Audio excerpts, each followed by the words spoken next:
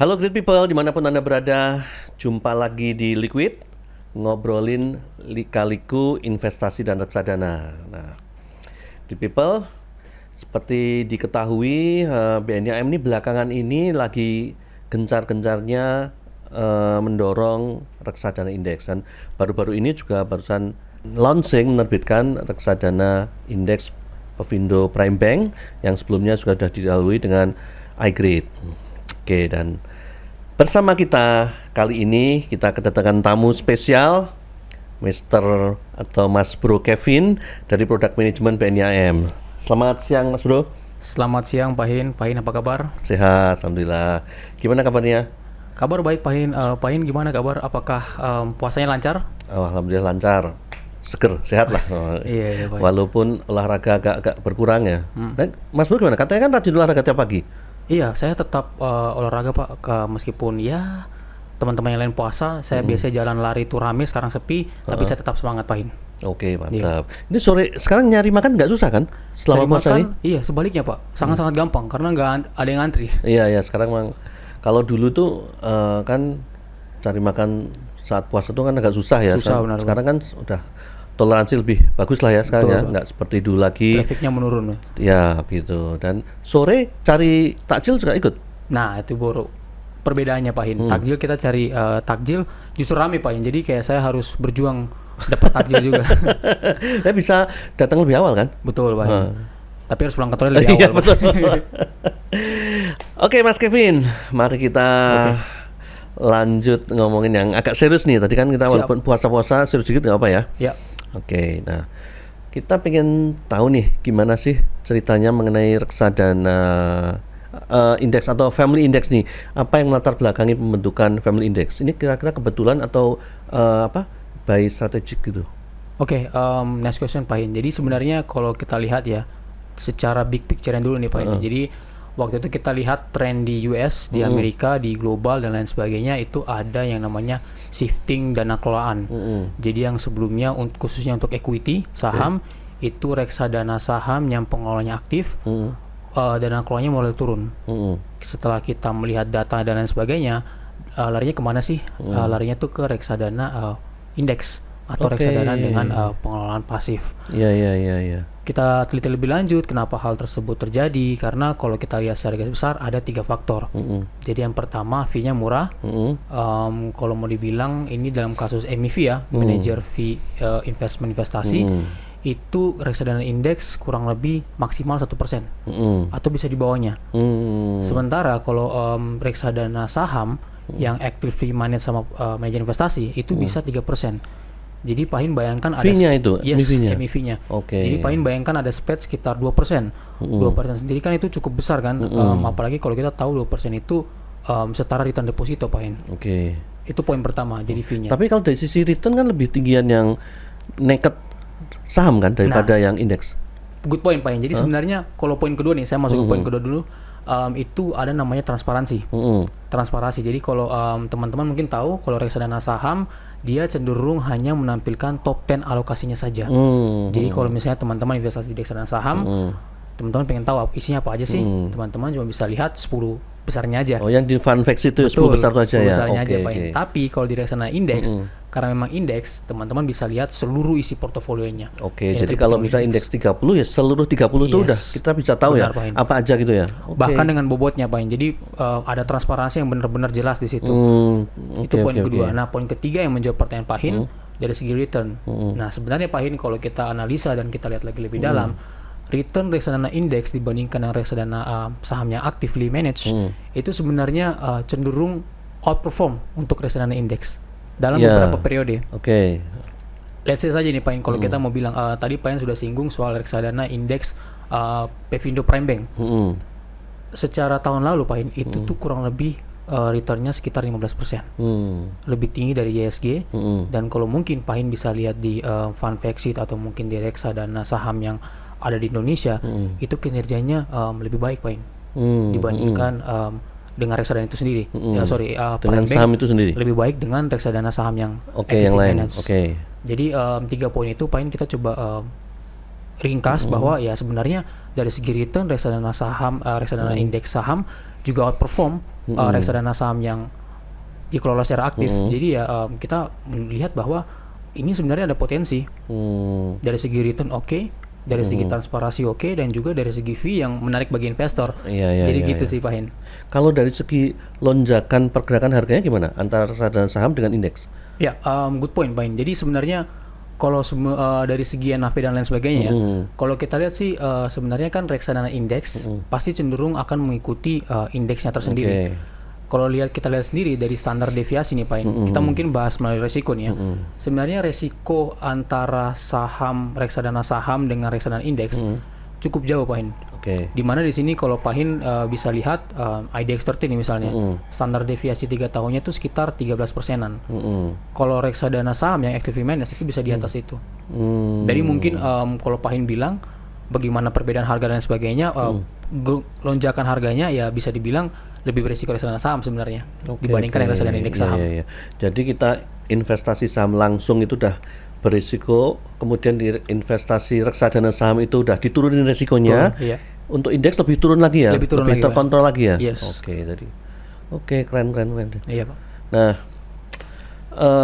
BNIM itu punya dalam satu keluarga indeks BNIM ini ada berapa reksadana sampai sekarang? Ya, untuk saat ini BNIM Family of Index Fund ada 8 indeks. Di mana 7 indeks saham, 1 pendapatan tetap.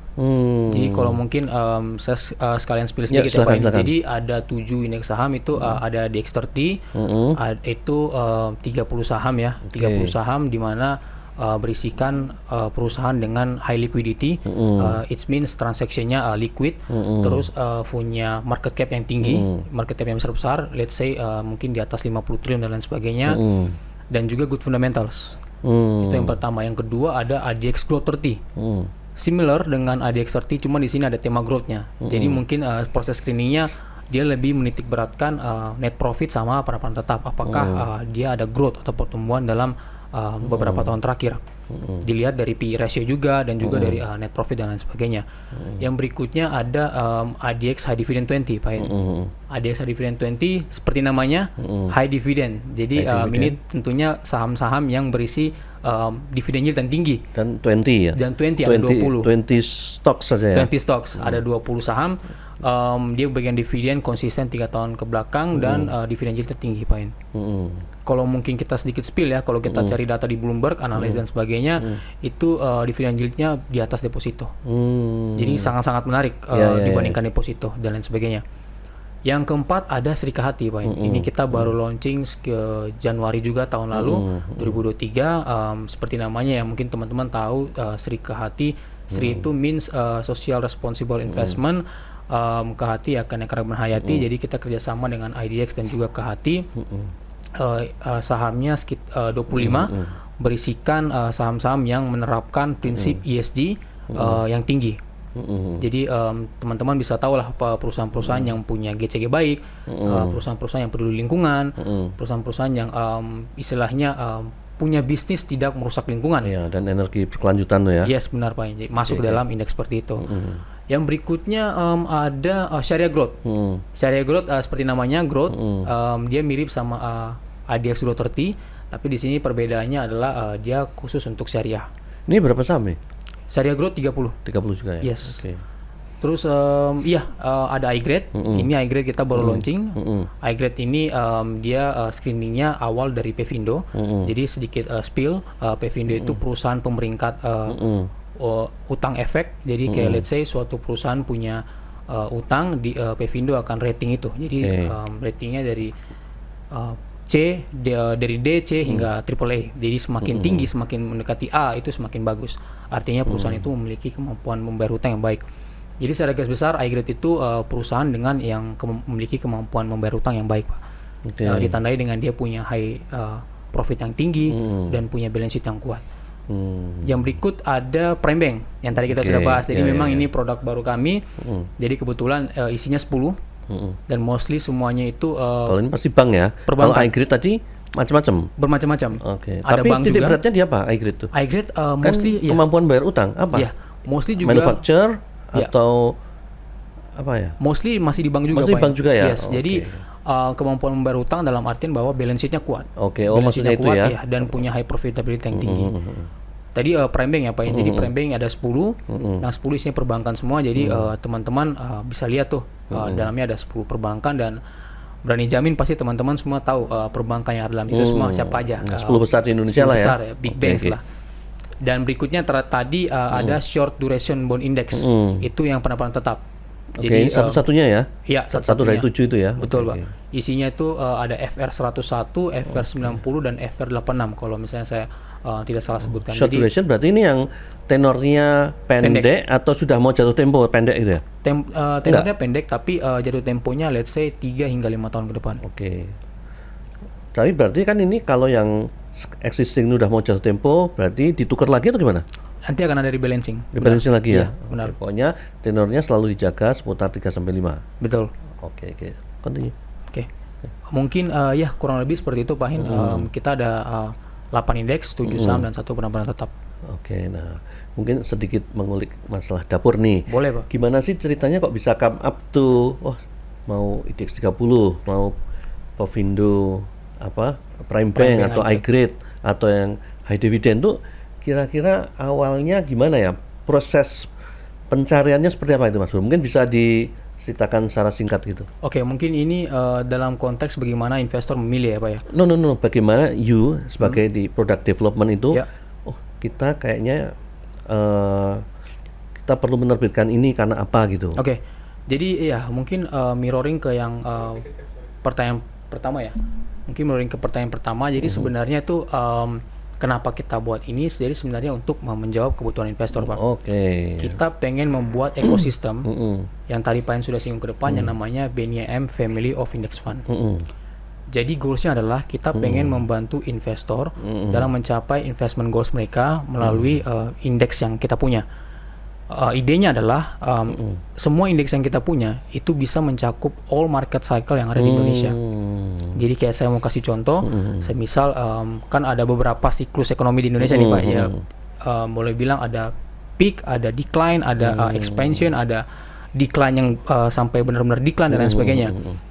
Idenya adalah jadi kalau let's say investor masuk ke ekosistem BNI of Index Fund, jadi let's say pada saat kondisi ekonomi itu sedang decline, investor bisa considering untuk overweight di reksadana indeks yang tema IDX High Dividend 20. Kenapa? Karena idenya adalah jika terjadi krisis atau mungkin ekonomi lagi decline, teman-teman bisa punya dividen atau istilahnya punya kas yang didapat dari hasil dividen 20 itu. Jadi ya itu bisa jadi ide yang menarik buat investasi teman-teman. Hal yang sebaliknya juga Pak, kalau let's say ekonomi lagi ekspansif, teman-teman bisa overweight di reksadana indeks yang bertema IDX Growth 30. Oke. Atau mungkin ada investor yang senangnya dengan tema-tema filantropis bisa Betul diarahkan sekali. ke Setika Hati itu ya. Yes. Jadi memang awalnya tuh saya pikir ini tuh produk sentris, tapi ternyata juga customer sentris ya udah. Betul Pak. Ke tahap berikutnya dan Ya. kalau kayak Setika Hati itu udah mulai individu sentris itu maksudnya tailor made buat khusus orang yang suka dengan filantropi. Yes, benar Terus sekali. yang syariah tadi kan khusus untuk orang yang syariah udah. Ya. Oke, keren banget nih kalau gitu Mas Bro. Nah, kira-kira sebenarnya tadi kalau target pasarnya untuk individu kan sekarang ini kan semua produk ini kan akan dijual ke retail juga kan? Ya. Itu sasarannya seperti apa ya? Apakah ini untuk pemula ataupun untuk yang sudah punya pengetahuan atau untuk yang advance gitu Mas? Oke, good question Pak. Jadi sebenarnya kalau mau dibilang ini mencakup semua market Pak. It means mencakup semua investor. Jadi mau pemula, mau let's say yang udah punya pengalaman atau mungkin yang sudah advance, ini tidak menutup kemungkinan semua investor yang ingin berinvestasi di ekosistem ini. Tapi sorry saya potong dikit. Ya. Kalau nggak salah kan reksadana indeks ini kan ditujukan ke investor yang karakteristiknya agresif ya. Ya. Itu kan bukan yang pemula.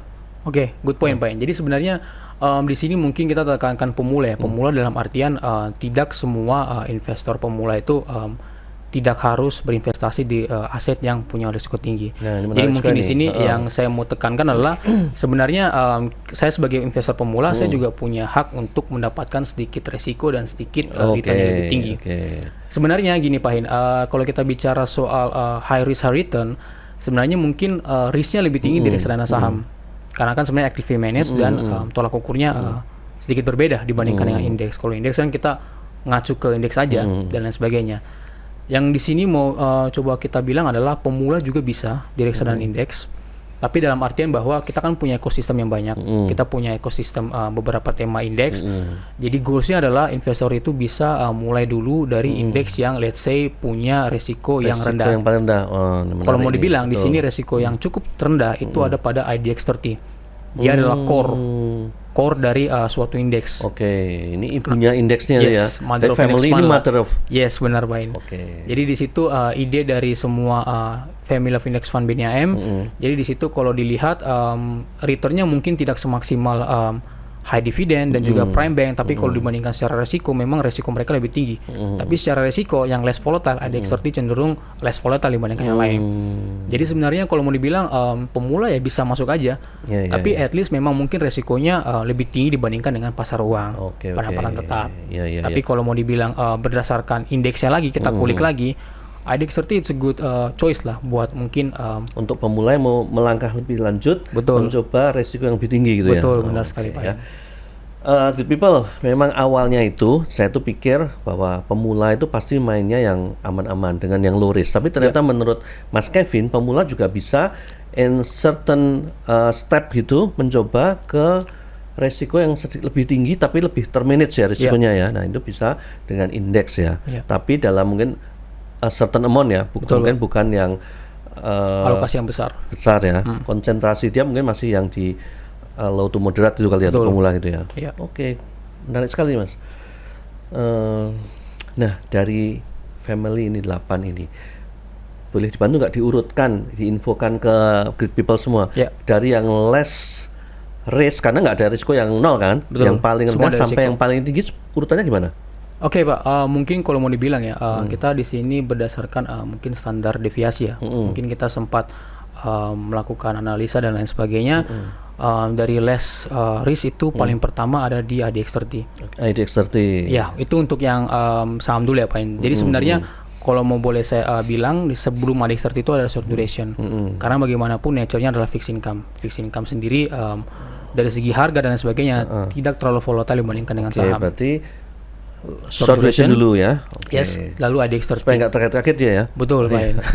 Jadi habis mungkin IDX 30 mungkin akan sedikit naik ke yang lebih returnnya sedikit lebih tinggi juga, tapi resikonya juga nggak terlalu tinggi juga. Di situ ada high dividend. High dividend ya karena memang di situ nature yang perbankan dan juga ada saham-saham yang bisa dibilang defensif, ada consumer di situ Pak banyak. Jadi ya memang sifatnya yang cukup defensif. Itu yang kedua. Terus yang mungkin ketiga itu ada Srikahati Pak. Srikahati jadi short duration, IDX 30, high dividend, Srikahati. Oke. Saya pikir malah 30 growth itu setelahnya 30 ternyata enggak ya? Iya, karena sebenarnya idenya adalah IDX 30 itu kalau IDX Growth 30 ya, kalau misalnya sedang dalam ekspansif, itu naiknya bisa cukup eksponensial Pak. Jadi dia tuh ada namanya, kalau kita cari backtesting nih Pak, berdasarkan economic cycle, kalau misalnya ekonomi growth lagi bagus dia bakal naik eksponensial. Tapi once kalau memang ekonomi lagi turun dia bakal turun lagi Pak. Jadi kan di situ ada resiko yang benar-benar investor harus siap terima kan Pak. Fluktuasinya lebar sekali dia ya. Beda dengan yang 30 top ya. Benar Pak. Karena kan sebenarnya IDX Growth 30 itu tuh market cap-nya juga besar, liquid juga, tapi sedikit lebih di bawah IDX 30. Jadi ketika ada, tapi blue chip nggak, sama-sama blue chip nggak? Sama-sama blue chip. Tapi mungkin size-nya lebih sedikit di bawah. Marketabilitasnya sedikit di bawah 30. Exactly, betul Pak. Jadi mungkin habis ke hati baru kita masuk ke IDX Growth 30. Habis dari IDX Growth 30 masuk ke Sharia Growth. Kenapa Sharia Growth? Sharia Growth-nya ada di ujung, dekat ujung. Sharia Growth itu kenapa? Karena Sharia Growth itu mostly kapitalisasi pasarnya itu rendah Pak. Mungkin bukan rendah ya, lebih ke mid to low lah kalau mau dibilang. Jadi mungkin kayak teman-teman mungkin sudah tahu kalau let's say suatu perbankan saham ada semua lah ya, kecuali syariah ya. Betul Pak. Kalau let's say ada saham yang let's say market cap-nya turun kecil, itu tuh pasti bakal sangat goyang banget. Karena isinya market cap-nya kecil-kecil semua ya, mid to low tadi ya. Low to mid tadi ya. Betul. Yang berikutnya ada high grade. Setara dengan risk dan high returnnya, dia juga punya risiko yang tinggi sebenarnya. Karena kita tahu bahwa high grade itu merupakan perusahaan yang fundamentalnya cukup baik, tapi satu sisi juga dia punya risiko yang cukup tinggi.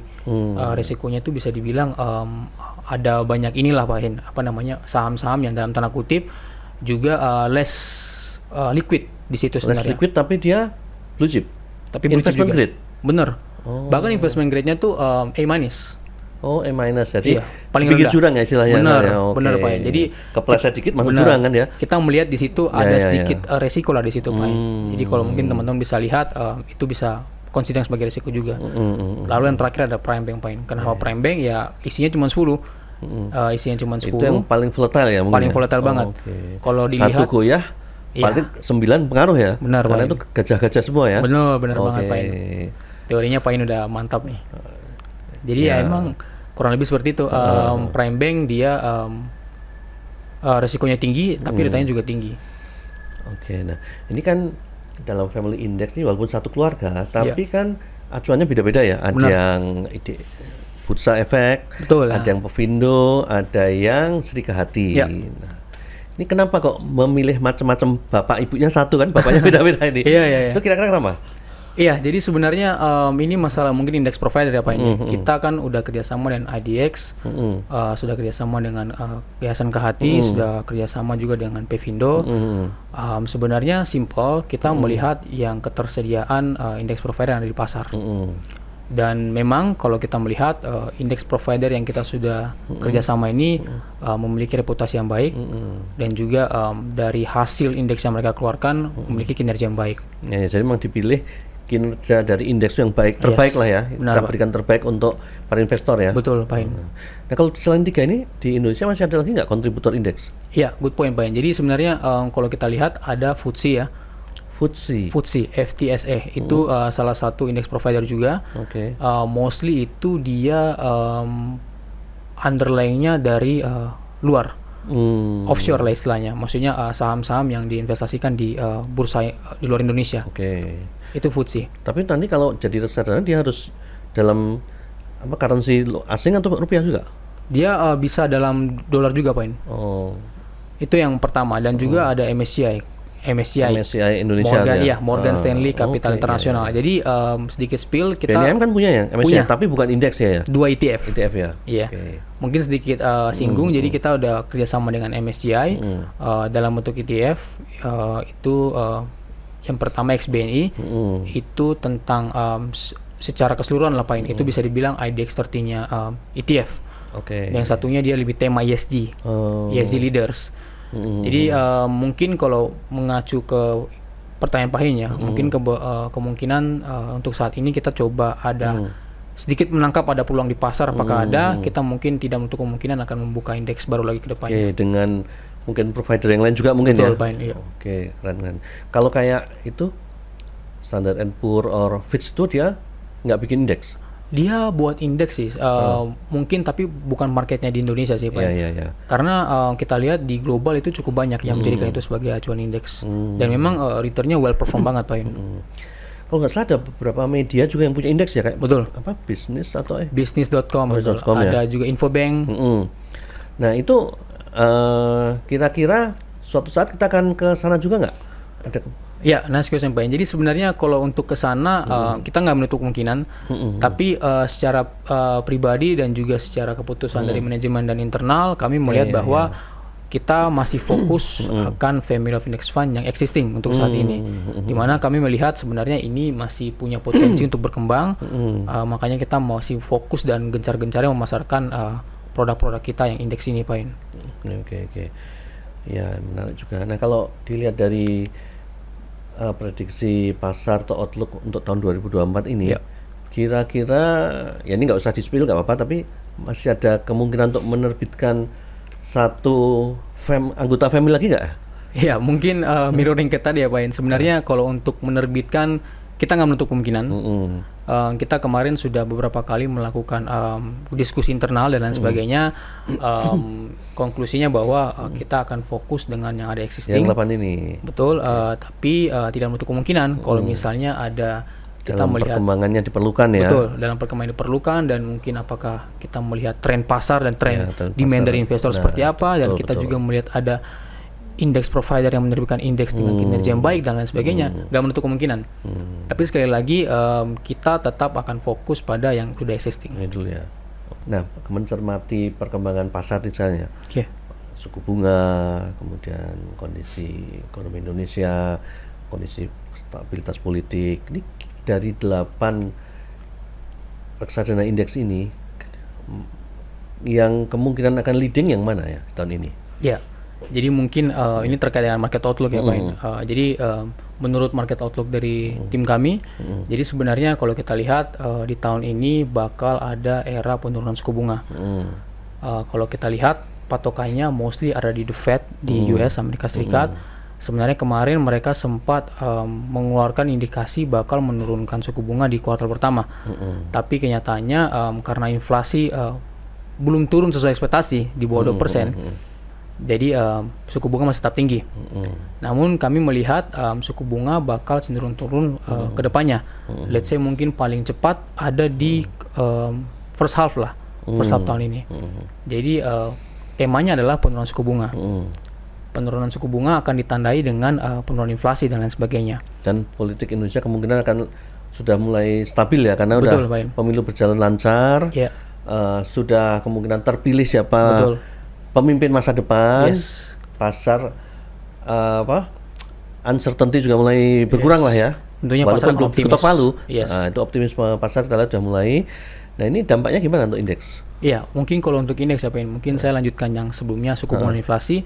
Jadi kemungkinan suku bunga turun, inflasi juga bakal turun. Jadi dengan suku bunga turun, maka bank juga akan menurunkan suku bunga acuannya. Dan harapannya jika bank menurunkan suku bunga, masyarakat akan tertarik melakukan kredit. Jadi Pak In sudah bisa kebayang mana sektor yang akan diuntungkan. Oke. Nah, dari situ mungkin Pak In bisa tahu kan kalau misalnya masyarakat akan banyak menggunakan kredit, otomatis secara tidak langsung perusahaan perbankan akan diuntungkan, berdampak positif. Perusahaan perbankan berdampak positif tentunya akan berdampak positif bagi emiten-emiten perbankan, dan juga tentunya akan berdampak positif pada IDX Pevindo Prime Bank Index. Prime Bank, iya. Menarik sekali. Kemudian juga mungkin kalau pembangunan berlanjut, Yes. industri konstruksi juga mulai membaik lagi, yang kemarin sempat agak terkapar ya. Iya. Mungkin akan membaik. Manufaktur juga mungkin karena kebutuhan meningkat untuk itu. Dan kalau melenceng dikit nih, saham yang sifatnya lebih tahan bantingnya apa ya? Sektor apa ya? Ya, mungkin kembali lagi Pak In, tetap saham yang sektor tahan banting ya. Tetap ada pada perbankan. Itu perbankan termasuk tahan banting ya? Iya. Oke. Kalau mau dibilang sih perbankan dan juga consumer Goods. Tapi kalau kita lihat, kita tarik secara backtesting, ISG turun, biasanya saham juga akan sedikit turun secara garis besar. Tapi yang turunnya nggak terlalu banyak itu biasanya perbankan, Pak. Jadi bisa dibilang itu sangat-sangat defensif. Oke. Nah, kita udah ngobrolin apa itu family index, isinya apa, bagaimana pertimbangan buatnya. Nah, sekarang kalau investor mau beli, gimana caranya dan lewat mana? Oh ya, kalau mau beli tentu saja bisa lewat Apert yang sudah kerjasama dengan kita. Ada kurang lebih ada 3 Apert. Teman-teman bisa beli lewat bank. Oh, ini yang baru ya? Yang baru ya. Kalau yang selain itu kan udah kayaknya udah hampir di semua Apertnya BNIM ada ya? Benar Pak. Baik bank, sekuritas, fintech dan fintech. Jadi ya teman-teman bisa mulai berinvestasi dari situ, dan sangat-sangat terjangkau. Bisa dimulai dari 10.000 Pak. 10.000 aja. Jadi teman-teman kalau yang bilang investasi itu mahal itu bohong. Nggak ada alasan untuk nggak mulai belajar berinvestasi ya. Karena rokok itu harganya berapa? Rokok berapa ya? 2 kali lipat dari investasi itu, kan? ya. Itu. Kopi sama juga kan? Iya benar. Kopi kan 20-30 ribu, bahkan 50 ribu kan? Benar Pak. Itu bisa dapat 5. Benar. Oke. Nah, Mas Kevin, terima kasih. Penghujung obrolan kita, kira-kira sarannya untuk rekan-rekan investor, exit people gimana? Iya, kalau dari saya berinvestasi itu sesuatu hal yang sangat-sangat harus ya, bukan lagi diperlukan tapi harus. Apalagi saya pribadi dan juga teman-teman yang lain Gen Z dan millennials, karena kita tahu sendiri bahwa kedepannya itu ekonomi akan bertumbuh dan bagaimanapun juga harga-harga juga bakal naik. Jadi kita harus prepare terkait dengan hal-hal seperti itu. Kalau kita tidak punya investasi kedepannya, kita bakal sulit untuk survive lah istilahnya. Karena sebenarnya investasi itu kita cukup untuk disiplin aja. Jadi kayak untuk teman-teman pemula, teman-teman bisa mulai setiap bulannya. Rutin kalau misalnya dapat uang bulanan atau mungkin dari gajian, teman-teman bisa sisipkan ke investasi teman-teman itu. Dan ya in the long term teman-teman bisa menikmati hasilnya dengan catatan bahwa teman-teman berinvestasi pada instrumen yang benar, yang sesuai dengan profil resiko teman-teman. Wah, keren. Nih, ada satu lagi. Ini ada titipan pertanyaan dari teman saya ini. Ya. Itu kalau investor itu perilakunya baiknya nabung gitu atau yang dollar cost averaging, DCA ya. beli di bawah, jual di atas, atau langsung lamsam bruk gitu. Ya, mungkin ini lebih ke perspektif ya Pak. Cuman kalau kita lihat individu, mostly yang paling efektif adalah dengan DCA. Setiap bulannya.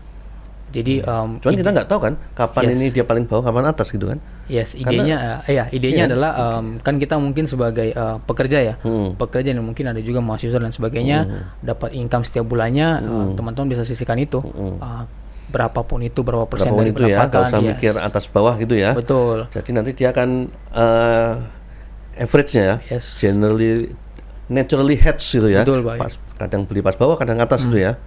Beda dengan lamsam ya. Lamsam itu biasanya dilakukan sama investor-investor besar, institusi. Oke. Nah, teman saya ini investor pemula maunya lamsam itu. Iya. Mungkin it's okay juga as long as dia memiliki dana yang besar kan. Mungkin jadi dia pengennya one shot. Tuh, dia barusan dapat warisan katanya. Jadi maunya one shot. Jadi one shot. Jadi baiknya DCA atau lamsam ya. Nanti itu saya tanyain ahlinya. Sebenarnya strategi yang baik juga Pak. Jadi kayak dia mungkin one shot kan, dana besar, jadi mungkin dia tunggu ketika market turun lagi, dia masuk lagi. Itu bisa aja sih Pak. Oke. Tergantung ininya ya, view dia terhadap marketnya gimana. Betul, nanti ya. yes. Keren banget. Iya, Pak. Oke, Mas Kevin, terima kasih banyak untuk obrolannya. Ya, maaf menyita waktunya yang padat. Soalnya susah sekali nyari Mas Kevin ini waktunya. Lebih susah nyari Pahin lah. Ketemu klien mulu kan sana sini Pahin. Kalau cari saya, ini aja lihat IG story. IG story aja. Jadi besok Sabtu nih, Pahin kemana nih Pak? Lihat IG story. Siap. Thank you Mas Kevin. Siap, Pahin. Siap. Keren banget ini obrolan kita kali ini. Oke, terima kasih buat great people semuanya yang sudah meluangkan waktu untuk menonton, menikmati obrolan kita ini ya, yang mungkin banyak bercandanya, tapi saya yakin ini daging semua nih isinya, keren banget nih. Dan jangan lupa follow Instagramnya BNI AM dan di BNI Asset Management, kemudian juga tonton podcastnya di YouTube-nya BNI AM dan juga di Spotify-nya BNI AM, dan ikuti terus postingan-postingan dari BNI AM untuk mendapatkan ilmu-ilmu yang bermanfaat yang akan selalu kita sampaikan ke rekan-rekan semuanya. Oke, sebagai penutup, oke Mas Kevin, mari kita tutup podcast kita kali ini dengan slogannya BNI AM, Better Future, Invest Now.